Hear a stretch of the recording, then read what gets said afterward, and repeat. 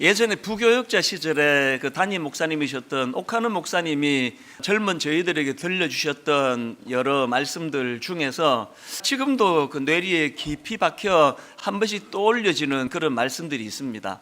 예를 들면은 그 목사님께서 그 신학생 시절에 이제 어느 교회에 교육준사로 부임을 하셨나 봅니다. 얼마나 거기에 열정을 다 쏟으셨던지 엄청 부흥이 일어났다고 제가 들었습니다. 그 몇십 명 모이던 그 아이들이 몇백 명으로 늘어나고, 그러니까 막 젊은 사역자 입장에서 신이 나가지고 거기에 막 다 올인을 하셨는데요. 문제가 뭐냐? 그 신학 공부하는 학생인데 너무 사역에 매진을 하다 보니 그 목사님 하시는 말씀이, 그때 그 몇 학년 몇 학기 한 학기를 온전히 신학 공부하는 일을 내가 소홀히 했다. 근데 그 다음 말씀이 너무 충격이었습니다. 그 몇 학년 몇 학기가 한 학기 공부를 조금 소홀히 했더니 지금까지도 아무리 애를 써도 그것이 회복이 잘 안 되더라. 그게 참 제게는 충격적인 말씀이었거든요. 지금도 되뇌어집니다. 오늘 이 순간 이 시기에 해야 되는 일들을 놓치면 이거는 그 팔로우 하기가 그만큼 어렵다는 그 메시지로 들려지다 보니까 늘 일상에서 최선을 다하는 것이 얼마나 중요한가를 저는 목사님의 음성이 들리는 것처럼 제게 교훈이 될 때가 있습니다. 또 그런가 하면 또 이런 말씀도 기억이 나는데요. 이제 은퇴를 얼마 남지 않은 그 기간에 목사님이 그냥 독백처럼 툭 던지신 말씀으로 기억을 합니다. 무슨 말씀을 하시는가 하니까, 이제 내가 목회가 뭔지 조금 알 것 말 듯한데 이제 목회가 뭔지를 좀 알 것 같으니까 내 시기가 끝나버렸다. 은퇴할 때가 되었다. 이게 제게 왜 충격이 되는가 하면, 여러분 모두도 다 인정하시겠지만 옥하는 목사님은 적어도 제가 만난 이후로 제가 아는 바로는 곁눈질하면서 세월을 낭비한 적이 한 번도 없는 분이에요. 온전히 인생을 이 목양을 향하여 그거 하나만을 놓고 달려가고, 어떤 면에서는 자녀 교육도 좀 희생이 있고 가정도 돌보는 일이 좀 참 마음이 아프시고 그렇게 필요할 정도로 집중해서 한 곳을 향해 달려가신 그분도 시간이 모자란다는 거예요. 이게 참 충격이 됐는데 지금도 마찬가지입니다. 이게 인생의 재료가 이것도 결핍이고 저것도 부족하고 그래서 우리가 어려운 게 많은데 그 중에서 이 시간이 충분하지 않은 거, 이게 얼마나 우리로 하여금 긴장을 하게 만드는지 모릅니다. 그 생각을 할 때마다 저는 그 목사님의 육성이 막 들리는 것 같습니다. 제가 지난 송구 영신 예배를 마치고 우리 새아이에게 문자로 그 나폴레옹이 했던 경구 하나를 보내줬거든요. 이런 내용입니다. 오늘의 불행은 언젠가 내가 잘못 보낸 시간의 보복이다. 지난 연말부터 계속 이 나폴레옹의 경구가 제 마음에 되뇌어지는 겁니다. 오늘의 불행은 언젠가 내가 잘못 보낸 시간의 보복이다. 지나간 건 할 수 없고 오늘 내가 이 시간을 잘못 사용하면 더 나이가 든 어느 시점에서 그것이 나를 복수한다. 뭘 의미하겠습니까? 하루하루 최선을 다해 살아가는 것의 중요함을 일깨우는 그런 경고 아닙니까? 그런가 하면은 새해 들어가지고 또 제 마음에 울림이 되는 영화 대사 하나가 또 있는데요. 인생을 낭비한 죄, 시간을 낭비한 죄. 이거는 그 빠삐용이라는 유명한 영화 대사에 나오는 한 대목인데요. 이제 그 주인공이 자기 아내를 죽였다는 억울한 누명을 쓰고 이제 감옥에 갑니다. 늘 그게 이제 억울하다 보니까요, 이제 깜빡 잠이 들었는데 꿈에 그 지옥의 재판관을 만납니다. 그래서 이제 꿈에서도 이제 호소를 하는 거예요. 재판관님, 저는 결백합니다. 저는 제 아내를 죽이지 않았습니다. 그랬더니 그 지옥의 사자가 하는 말이, 나도 안다. 그래, 너 사람 죽이지 않았다. 너는 살인과는 관계가 없다. 그렇다면 내가 무슨 죄로 이런 고통을 받아야 합니까? 그랬을 때 그 지옥의 재판관이 한 말이 이겁니다. 그것은 인생을 낭비한 죄, 시간을 낭비한 죄이다. 이 짧은 대사가 자꾸 내 마음에 되뇌어지는 겁니다. 시간을 낭비한 죄. 이런 것들이 자꾸 이제 제 마음에 되뇌이다 보니까 오늘 본문 에베소서 5장 16절 말씀도 자꾸 묵상을 하게 되는 겁니다. 세월을 아끼라 때가 악하니라. 이 때가 악하다는 이 표현이 뭘 의미하는지는 뭐 여러 의미가 있겠지만, 여러분, 이 세상이 악하면 악할수록 우리 시간 도둑질을 많이 해먹는다는 그 차원으로도 이 말씀을 읽을 수 있는 거 아닙니까? 오늘날 저는 이 시대 청년들이, 청소년들이 불행한 게 난 그거라고 생각합니다. 시대를 잘못 만나가지고 괜히 이거 무슨 스마트폰이니 이거 별 필요도 없는 이런 걸 만든 이후에 이 청소년 길을 보내다 보니 시간 도둑질을 얼마나 많이 당합니까? 이 뭐 정신을 차릴 수가 없습니다. 그건 어른들도 마찬가지예요. 세월을 아끼라 때가 악하니라. 여러분, 여기 나오는 아끼라 이 단어는 헬라어로 엑사고라조라는 단어인데요, 이 단어는 원래 사다, 대가를 지불하고 구해내다, 이런 뜻을 가진 단어입니다. 이게 뭘 강조하는 표현입니까? 그만큼 내게 주어진 시간이 소중한, 내 가진 모든 걸 다 주고 반드시 사야 되는 금은 보화와 같이 중요한 게 그게 바로 내게 주어진 시간이다, 이걸 강조하기 위한 그 표현 아니겠습니까? 그러다 보니까 참 하나님께는 감사하는 일인데요, 요즘에 제 하루하루의 삶이 계속 이런 부분으로 참 기도 제목이 떠올려지는 그런 상황입니다. 저희 어머니는 이제 연세가 96세가 되시다 보니까 이제 노심초사 막내 아들 위하는 마음밖에 없으신 것 같아요. 그래서 전화를 드리면 거의 매일 똑같은 말씀을 하세요. 연세가 이제 들어가시는 그런 특징이기도 한데요, 하여튼 전에는 안 그러셨거든요. 주를 위해 충성해라, 늘 충성해라, 이런 말씀하셨는데 요즘에는 전화만 드리면 힘들어서 어떡하니, 얼마나 힘드니, 계속 그런 말씀을 하세요. 죽을 것 같지, 이런 말씀도 하세요. 얼마나 힘드니, 얼마나 힘드니 그러시면요, 제가 앵무새처럼 대사가 있습니다. 딱 두 마디 말씀을 드립니다. 첫 번째 마디가, 엄마, 우리나라 사람치고 이 정도 수고 안 하고 밥 먹는 사람 아무도 없습니다. 이게 내 첫 번째 드리는 말씀이고요. 그 다음 두 번째 드리는 말씀이 이겁니다. 엄마, 메뚜기도 한철인데 이렇게 필요할 때 있을 때 열심히 해야 되지 않겠습니까? 언제까지 저를 이렇게 필요로 하겠습니까? 그러면 또 어머니는 금방 승복을 하세요. 네 말이 맞다, 끊자, 그리고 끝이에요. 그 내일 되면 또 똑같은 말씀을 하세요. 얼마나 힘드니, 죽을 것 같지? 그럼 똑같은 말 또 드려요. 그럼 네 말이 맞다. 이게 지금 계속 반복이 되는 그런 일상을 보내고 있는데요, 사실 저희 어머니께 드리는 제 답은 이거 정직한 제 고백입니다. 진심입니다. 이 나 같은 촌놈을 하나님이 이렇게 쓰임새 있도록 인도하시는데 이 얼마나 감사한 일이며, 그리고 메뚜기 한철 아닙니까? 이제 60이 됐는데 언제까지 제가 있겠어요? 그래서 제가 요즘에는 이런 생각을 하면은 이게 이제 군가처럼 계속 이제 되뇌어지는 찬양이 하나 있는데요, 어두운 밤 쉬되리니 내 직분 지켜서 찬 이슬 맺힐 때에 즉시 일어나 해 돋는 아침부터 힘써서 일하라, 일할 수 없는 밤이 속히 오리라. 맨 끝에 하나 불러드리려고 처음부터 다 부른 거예요. 일할 수 없는 밤이 속히 오리라. 이게 요즘 제 마음에 계속 되뇌어지니까 일할 수 있는 이 현실이 너무너무 감사한 거예요. 옛날에는 사실 순장님이 이제 한 몇 년 하다가 목사님 이제 좀 지쳐서 쉬어야 되겠습니다 할 때 내가 불러주던 그 찬양이었는데요, 일할 수 없는 밤이 속히 오는데 조금만 더 힘내시죠, 그런 뜻으로 저 찬양을 제가 주로 많이 인용했는데요, 요즘에는 진짜 내 영혼에게 제가 부르는 찬양이에요. 감사로 부르는 찬양이에요.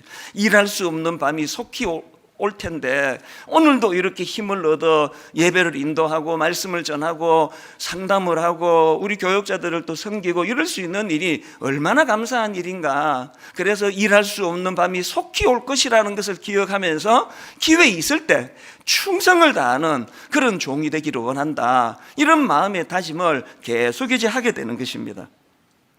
이런 점에서 저는 오늘 본문 세월을 아끼라 때가 악하니라 이 말씀을 가지고 우리가 한번 좀 말씀을 돌아보고 점검해 보기를 원하는데요. 자, 여러분, 이 본문 전후의 말씀을 쭉 제가 살펴보다 보니까 하나님께서는 이 우리가 세월을 소중히 여기는 삶을 살기 위하여 몇 가지 그 지침이라 그럴까요? 우리에게 주시는 그런 말씀이 있는 것을 깨달을 수가 있습니다. 이것들을 좀 살펴보려고 하는데, 자, 첫째로요, 우리가 세월을 소중히 여기는 삶을 살기 위해서는 현재 자기의 삶을 주의 깊게 돌아보셔야 된다는 거예요. 현재 오늘의 내 모습을 주의 깊게 살펴보는 것으로부터 세월을 아끼는 이런 하나님의 은혜를 누릴 수 있게 된다는 겁니다. 에베소서 5장 16절에서 세월을 아끼라 때가 악하니라 이 말씀 바로 앞에 이런 말씀이 나옵니다. 15절 세 번역으로 보니까 그러므로 여러분은 어떻게 살아가야 할지를 살피십시오. 그 세월을 아끼라는 이 권면의 말씀이 나오기 전에 먼저 어떻게 살아야 할지를 살피라는 거예요. 헬라어로 보면 여기 나오는 살피라는 이 단어는요, 그냥 보다 살펴다 이 정도가 아니고 아주 주의 깊게 관찰하는 차원에서 살피는 겁니다.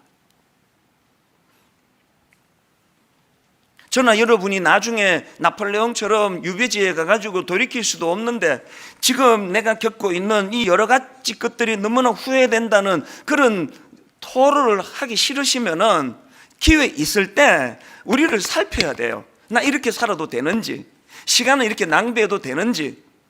제가 이번에 미국에 가서 20대 초반에 대학 다닐 때 친구들을 몇 명을 만났더니요, 하나같이 제게 교훈이 되는 거예요.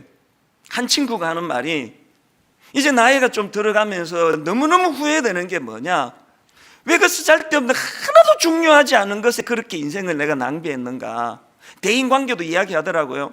조금만 품어버리면 되는데, 조금만 용납하면 되는데 그거를 시시비비를 가리느라고 그런데 에너지를 왜 이렇게 많이 낭비했는지 모른다고. 너무 와닿았습니다. 여러분, 우리를 살펴야 돼요. 이 소중한 시간을 아무것도 아닌 일에, 누구 미워하는 일에, 분노하는 일에, 세월을 아끼기 위해서는 지금 내가 어떻게 살아가고 있는지를 아주 주의 깊은 관찰력을 가지고 그렇게 자기를 살펴야 된다는 겁니다. 이 거북이는 느려도 행복하다, 이런 그 제목의 책이 있는데요, 그 책에 보면은 우리가 잘 아는 그 토끼와 거북이를 가지고 이제 설명을 하는데, 어떻게 느림보 거북이가 그 빠른 토끼를 이길 수 있었는가, 그걸 이제 재밌게 분석한 대목이 있더라고요.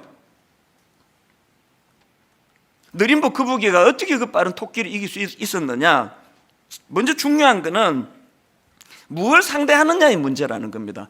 토끼는 상대방 거북이를 상대했지만 거북이는 토끼를 상대한 게 아니라 결승점을 상대했다는 게, 결승점까지 완주하는 것이 그의 목표지 거북이는 토끼를 이기는 게 목표가 아니었다. 오히려 이게 승리의 비결이다. 그러면서 이제 바로 연이어가지고 같은 맥락에서 그러다 보니까 토끼는 계속 상대방 거북이를 의식하면서 시합에 임했지만 거북이는 상대방 토끼가 아니라 결승점을 향해서 그의 시선은 항상 결승점에 고정이 되어 있었기 때문에 결국은 토끼가 거북이를 이길 수 없고 거북이는 토끼를 눌러 이길 수밖에 없었다. 이 간단한 또 뻔한 이야기지만 참 이게 주는 메시지가 저에게 많은 교훈이 됐습니다. 이 세상은요, 우리가 토끼가 되기를 원해요. 끊임없이 비교하게 만듭니다. 하나님께서는 우리는 상대방을 초점을 두고 사는 인생이 아니라 각자에게 맡겨주신 하나님의 완주 지점, 결승점을 향해서 달려가라. 그래서 저는 요즘에 또 쭝얼쭝얼거리는 찬양이 있는데요, 다른 사람 어찌든지 나 주님의 군사 되어, 그 다른 사람 어찌든지 계속 비판하고 계속 지적하고, 너는 왜 안 하는데? 그런데 시간을 허비하지 않는 거예요. 다른 사람은 어찌하든지 그건 그분과 하나님과의 관계고, 다른 사람은 어찌든지 나는 상관하지 않고 나는 주님의 군사가 되어 앞을 향해 달려가겠다. 이게 여기에 나오는 거북이의 모습이라는 겁니다. 그러다가 보니까 토끼는 늘 상대방을 의식하다 보니까 좀 빠르다 싶으면은 우월감에 빠져가지고 잠깐 경기 중에 얼마나 그거 무리한 짓이에요. 낮잠 막 자버리고. 그러다가 또 이제 시합에 지면은 또 그런 부류의 사람들은 내가 저런 것도 못 이겼다고 막 열등감에 빠져가지고 우울하고, 그게 인생이거든요. 하나님은 우리가 토끼가 아니라 거북이가 되기를 원한다는 겁니다. 그래서 묵묵하게 자기의 걸음으로 그렇게 목표를 향하여 한 걸음 한 걸음 가다가 보면은 어느덧 그 느림부 거북이 같은 우리 인생도 토끼 이상으로 그렇게 인생의 기쁨을 맛볼 수 있게 된다. 근데 그 책을 읽으면서 참 그렇게 도전을 받았던 기억이 있습니다. 그러고 보니까 예수 그리스도를 믿는다는 것은 토끼가 되라는 세상에서 거북이로 살아가는 것 같아요. 그 대표적인 케이스가 바로 사도 바울 아닙니까? 그는 예수 그리스도를 만난 이후로 빌립보 3장 12절 내가 이미 얻었담도 아니요 온전히 이루었담도 아니라, 내가 이미 얻었담도 아니요 온전히 이루었담도 아니라 오직 내가 그리스도 예수께 잡힌 바 된 그것을 잡으려고 달려가노라. 예수 믿는 사랑하는 성도 여러분 이렇게 살고 계세요? 무엇으로 에너지를 이렇게 낭비하고 계십니까? 우리 애보다 옆집 애가 이번에 좀 더 좋은 학교 들어간 것 때문에 계속 거기에 에너지가 지금 소진되고 있는 분 계시면은 오늘 마음을 다 잡으시면 좋겠습니다. 하나님, 우리 아이의 상대는 옆집 아이가 아니라 우리 아이의 상대는 결승점입니다.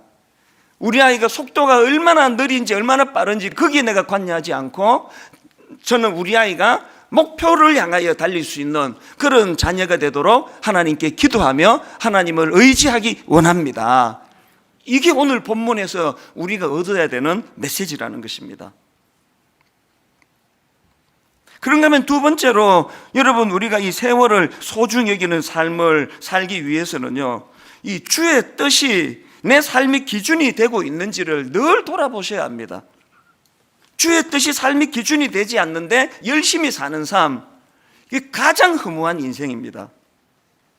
16절과 17절을 연속으로 한번 보시겠습니까? 우리 화면에도 나오니까요, 우리 합심해서 이거 한번 같이 한번 읽어보십니다. 16절 17절 시작. 세월을 아끼라 때가 악하니라. 오직 주의 뜻이 무엇인지 이해하라. 여러분, 지금 세월을 아끼라는 이 말씀 바로 이어 나오는 게 뭐냐 하니까 오직 주의 뜻이 무엇인지를 이해하라는 겁니다. 여기 나오는 이해하라는 단어는 원어로 보면은 이 종합적인 판단을 내릴 수 있는 그런 능력 차원에서의 이해예요. 종합적인 판단을 가지고 이해하는 이해력, 이게 얼마나 중요합니까? 제가 앞에서 언급했던 거북이는 느려도 행복하다, 그 책에 이런 내용이 나옵니다. 한번 내용을 들어보십시오. 오늘날 토끼 같은 청춘들이 얼마나 많은가. 그들은 이리 뛰고 저리 뛰고 열심히 무언가를 위해 달리지만 자신이 어디로 가고 있는지에 대한 방향을 잃어버렸다. 비전이 없다는 것은, 잘 들어보세요. 비전이 없다는 것은 목적지를 알지 못하고 태평양 한가운데에서 그저 노를 젓고 있는 모습과도 같다. 너무나 제게 와닿는 말씀입니다. 목적지를 알지 못하고 태평양 한가운데서 그저 노를 젓고 있는 모습, 이게 주님의 뜻이 자기 삶의 기준이 되지 않은 채 열심히만 사는 사람들이 가지는 허무예요. 태평양 바다에서 막 열심히 노를 젓는데 왔다 갔다 그 자리예요. 방향이 없는 거거든요. 사도 바울이 다메섹 도상에서 예수님을 만난 이후로 그 인생의 결정적인 삶의 변화가 이거 아닙니까? 사도행전 20장 24절 얼마나 뚜렷한 방향과 목표와 목적이 있었던지 이렇게 고백합니다. 내가 달려갈 길과 주 예수께 받은 사명 곧 하나님의 은혜의 복음을 증언하는 일을 마치려면 나의 생명조차 조금도 귀한 것으로 여기지 아니하노라. 여러분이 하나밖에 없는 자기 목숨을 난 이것을 위하여 난 던질 준비가 되어 있다, 이런 확신을 가진 그 무엇을 발견한 인생, 행복한 인생 아닙니까? 지금 이 코로나 바이러스를 위시해가지고 전 세계적인 지금 혼란, 이거는 지금 표류하는 배와 같습니다. 왜 이렇게 두려운 거예요? 저 목회 30년 동안에 이렇게까지 예배가 흔들거려 본 적은 전 세계적으로 일어나고 있는 이런 현상은 정말 두려운 일이에요. 왜 이렇게 두려우세요? 한치 앞을 모르니까요. 예배 왔다가 누가 이걸 옮길지 모르니까. 그냥 두려운 거예요. 공포스러운 거예요. 그저께 저랑 가깝게 지내는 어떤 교수님이 이 시대 현상을 참 역시 전문가들은 달라요. 딱 세 줄로 딱 분석한 글을 제게 보내왔습니다. 딱 첫 줄이 이렇습니다. 모든 시대. 화면으로도 좀 부탁을 했거든요. 모든 시대, 권위자가 있던 시대, 포스트 모던 시대, 이 시대죠. 포스트 모던 시대, 권위가 상대화되는 시대, 포스트 모던 시대, 각자가 신이 되는 시대. 딱 이 하나로 이 시대 현상을 설명을 했더라고요.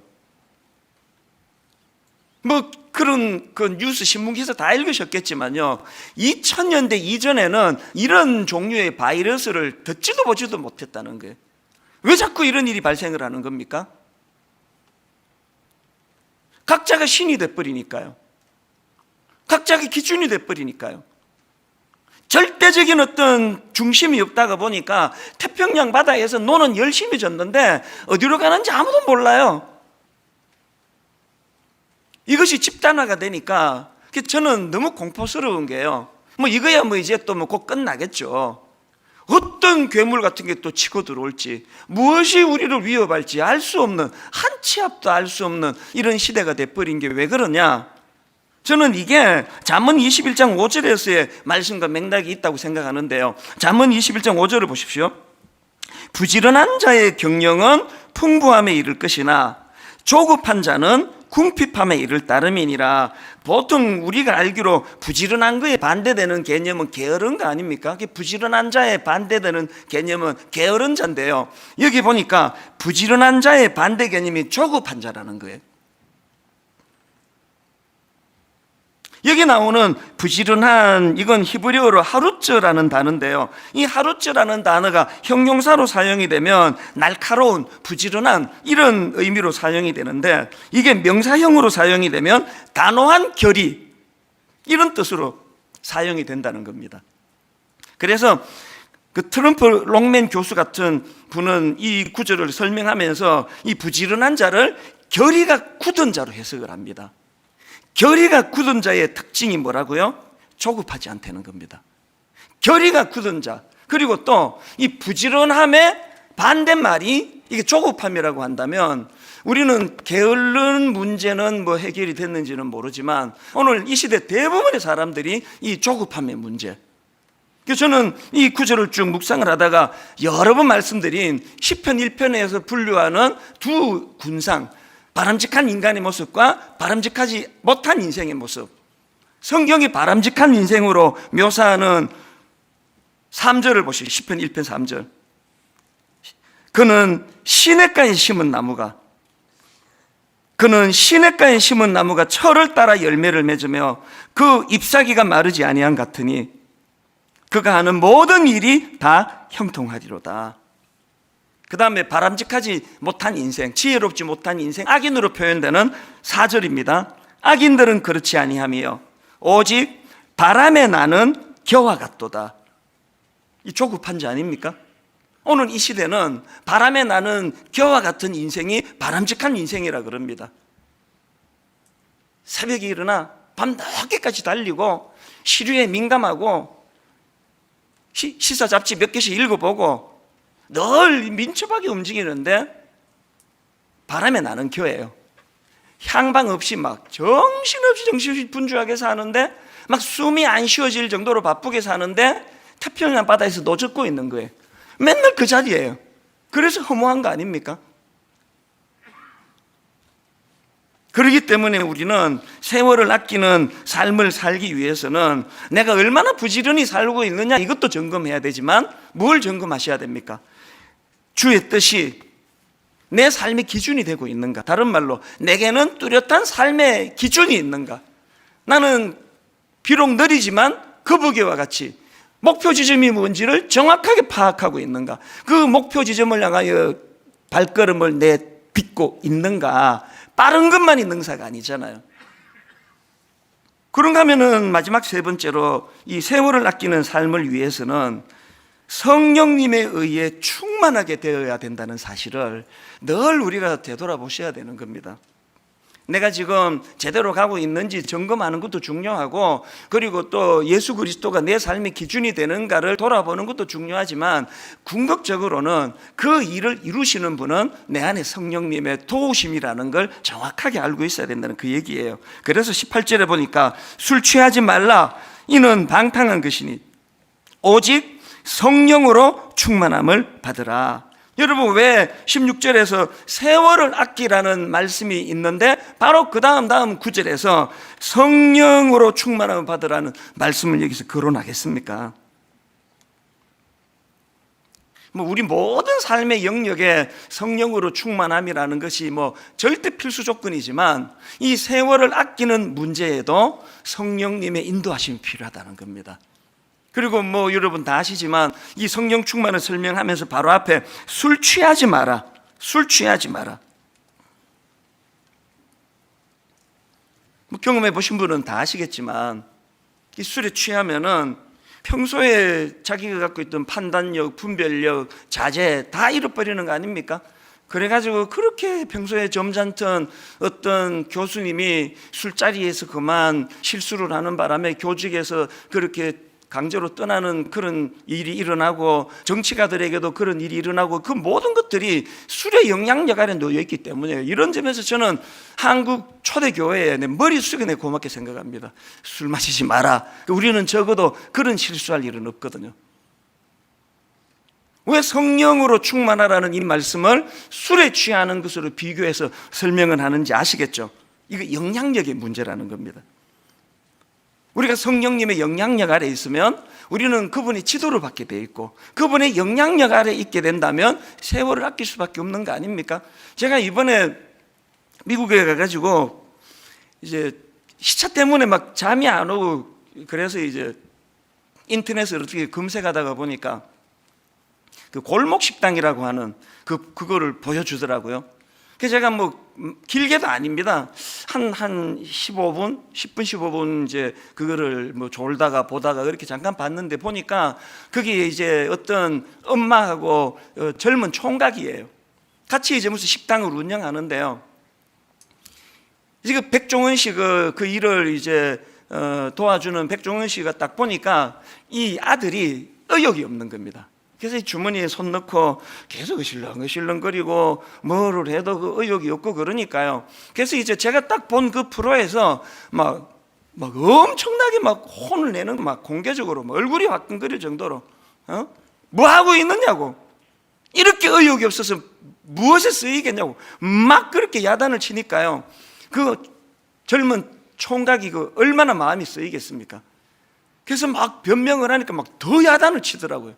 막 그렇게 야단치다가 그 백종원 씨가 가고 나니까 그 아들이 이제 우는데요. 내 마음이 너무 아팠어요.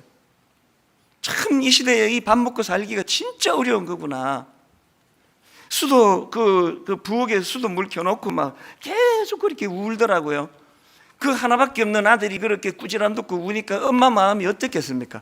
엄마가 등 두드려주고 어떡하니 그렇게 달래는 그 대목이 저한테 참 마음이 찡했는데요. 근데 그 아들이 울면서 왜 그렇게 우느냐 그러니까 하는 말이, 이것도 마음이 아파요. 자기가 전에는 인생에 어떤 의욕도 있었고 계획도 있고 그랬는데 내가 어쩌다 이런 거 다 잃어버리게 된지 모르겠다고, 어쩌다가 내가 이러고 있나, 그래서 그렇게 운다고 그런 요지의 이야기를 하더라고요. 근데 맨 마지막에 그 아들이 한마디 하는 말이 속이 후련하다는 겁니다. 그 꾸지람 듣고 정신이 번쩍 든다고. 거기까지 보고 이제 제가 이제 지난주에 한국으로 돌아와가지고 막 찾아가지고 봤어요. 그다음 어떻게 됐는가. 대반전이 일어났습니다. 그 짧은 일주일 사이에 이 아들이 대호각성하고 그 백종원 씨가 가르치시는 그 조리법을 가지고 뭘 하나 개발해내고 음식 맛이 확 달라지고, 그래서 그 잠깐 그 프로를 보면서 제 마음에 무슨 생각이 스쳐 지나갔느냐 하니까요, 이게 나이가 들어갈수록 참 가슴 아픈 현상이에요. 나한테는 백종원 씨 같은 좋은 자가 없는데, 오카노 목사님 돌아가실 때 제일 슬펐던 게 그거예요. 목사님 계실 때는요, 딱 화요일날 전화가 오세요. 월요일 하루 쉬게 내버려 두시고 화요일 오후에 전화가 오세요. 네 설교 잘 듣고 있다. 그 한마디에 모든 게 다 들어있는 거예요.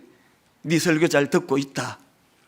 늘 긴장하고 늘 조심하고 한 번씩 찾아뵈면은 이렇게 지적을 해주시고 그랬는데, 오카노 목사님 돌아가시고 이제 제가 이제 나이가 60살이 되고 이러다가 보니까 저에게는 그렇게 지적해 줄 백종원 씨 같은, 오카노 목사님 같은 분이 안 계세요. 그래서 제가 이 프로를 보고 한 며칠 시간이 지나고 마음에 불쑥 든 생각이 뭐냐 하니까, 그래서 내가 의지해야 되는 건 성령님.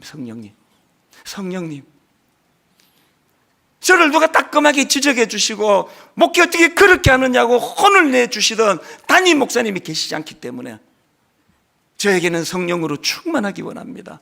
성령님 저를 지도해 주시고 깨우쳐 주시고 가르쳐 주시고 때로는 책망하시고. 여러분, 저는요, 내 인생의 마지막에 나폴레옹처럼 유배지에서 오늘의 불행은 언젠가 내가 잘못 보낸 시간의 보복이다, 이런 무기력한 소리 하면서 인생을 끝내고 싶지 않습니다. 누가 그러고 싶겠냐고요. 기회가 없는데, 유배지인데. 오늘 하나님께 우리에게 다시 기회를 주시기 때문에 저도 힘을 낼 것이고요, 오늘 말씀 듣는 모든 성도님들도 같이 힘을 내시기를 원합니다. 성령님을 의지하여 더욱 성령으로 충만하여 그분이 저를 견인해 주셔서 의욕을 잃어버린 그 TV 프로에 나오는 그 젊은 청년처럼 그 따끔한 지적 앞에 다시 한번 힘을 얻어 달려가는 그런 성령님의 인도하심으로 인해 삶의 의욕이 회복이 되고 잘못된 방향이 되찾아지는 그런 믿음의 성도님들 되시기를 바랍니다. 내 삶에 그 지표 같은 말씀이 하나 있는데요, 요한복음 19장 30절입니다. 예수께서 신 포도주를 받으신 후에 이르시되 다 이루었다 하시고 머리를 숙이니 영혼이 떠나가시니라. 예수님은요, 이 마지막 이 한마디를 선포하시기 위하여 모든 걸 견뎌내시고 결국은 다 이루었다.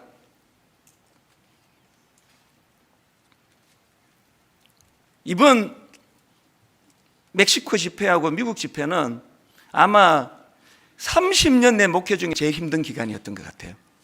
우선 그 미국 비행기 타기 일주일 전부터 아파가지고요, 계속 아팠거든요.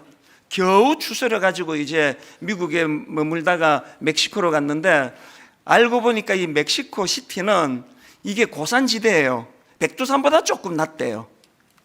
그래서 이제 비행기에서 내리면서부터 두통이 오기 시작해서 이게 무슨 일인가 몰랐는데 체력이 약해져 있으니까 계속 이 두통으로 시달리고요.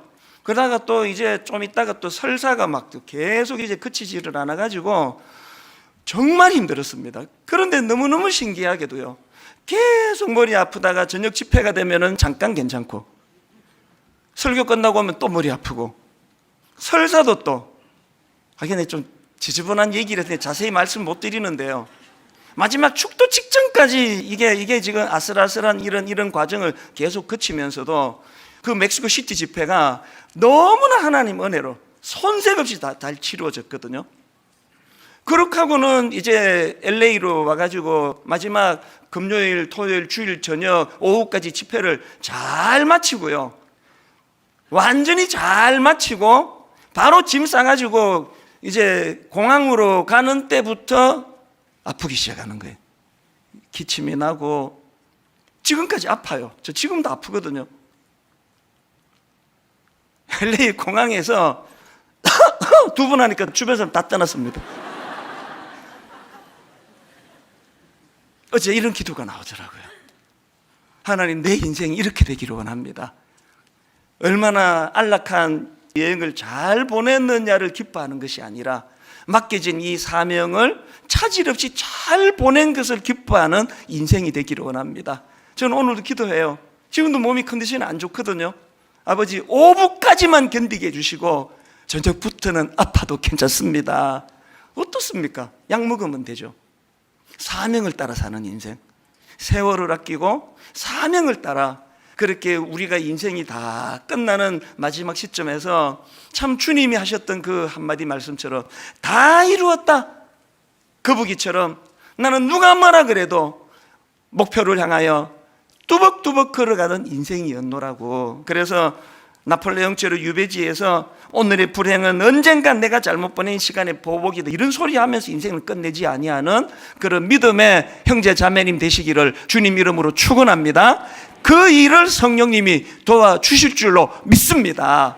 우리 이 확신을 가지고 이 찬양 같이 부르시면 어떨까요? 내일 일은 난 몰라요, 하루하루 살아요, 불행이나 요행함도 내 뜻대로 못해요, 험한 이 길 가고 가도 끝천없고 고네요, 주님 예수 팔레미사 내 손 잡아주소서. 우리 가사를 생각하시면서 말씀을 기억하시면서, 여러분, 저는요 이 찬양이요 너무나 혼미함이에요. 내일은 난 몰라요, 앞으로 어떤 일이 날지는 알지 못합니다, 이 고난이 언제 끝날지 모릅니다. 이런 찬양이 쭉 피력되다가 맨 마지막 결론이 주신 소명 이루소서예요. 다시 말씀드리지만 이번에 멕시코 시티 가가지고 내 대접을 얼마나 잘 받았는지, 미국 가서 얼마나 내가 이번에 잘 지냈는지 이거 하러 간 거 아니거든요. 말씀을 전하러, 사역하러 갔기 때문에 중간에 설사를 만나도 고산병으로 두통이 막 끊이지 않고 머리가 아파도 집회를 잘 치르고 난 이후로 주는 그 기쁨, 그 안도감, 이게 인생이에요. 여러분, 우리가 얼마나 이 한 몸 편하게 잘 살았느냐 문제가 아니라 주신 소명 이루소서. 하나님, 남아있는 우리 생이 참 아프지 않고 너무 경제적으로 어렵지 않고 그저 편안하게 살아서 행복한 것이 아니라 하나님 주신 소명 이루소서. 할 일 많은 이 시대에 하나님 아버지 주신 소명 이루기 원합니다.